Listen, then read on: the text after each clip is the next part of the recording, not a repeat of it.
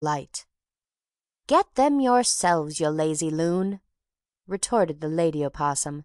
"If you disturb my dreams again this way, I'll make your fur fly." "Take care," barked back her husband, "or I'll bring you off that branch pretty quickly." "You'd better try," sneered his wife. "Remember how I landed you into the billabong the other night." The taunt was too much for the Opossum on the branch. He scuttled up the tree to reach his mate, who sprang forward from her perch into the air. Dot saw her spring with her legs all spread out, so that the skinny flaps were like furry wings. By this means she was able to break her fall, and softly alighting on the earth a moment after, she had scrambled up another tree, followed by her mate. From tree to tree, from branch to branch, they fled or pursued one another, with growls, screams, and splutters, until they disappeared from sight. "How unhappy those poor Opossums must be, living in the same tree," said Dot.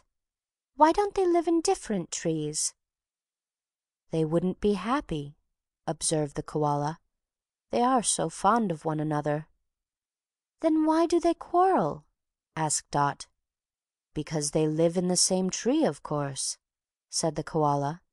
"If they lived in different trees and never quarreled, they wouldn't like it at all. They'd find life dull, and they'd get sulky. There's nothing worse than a sulky Possum. They are champions at that." "They make a dreadful noise with their quarreling," said Dot. "They are nearly as bad as the flying foxes over there. I wonder if they made that fearful sound I heard just before you came." "I expect what you heard was from me," said the Koala. "I had just awakened, and when I saw the moon was up, I felt pleased." "Was all that sound and many noises yours?"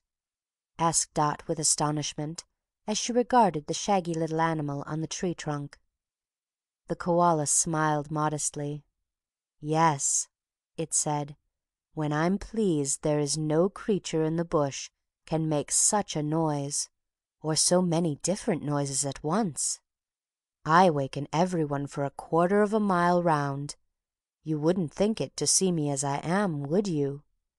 The Koala was evidently very pleased with his accomplishment. "It isn't kind of you to wake up all the sleeping creatures," said Dot. "Why not?" asked the Koala.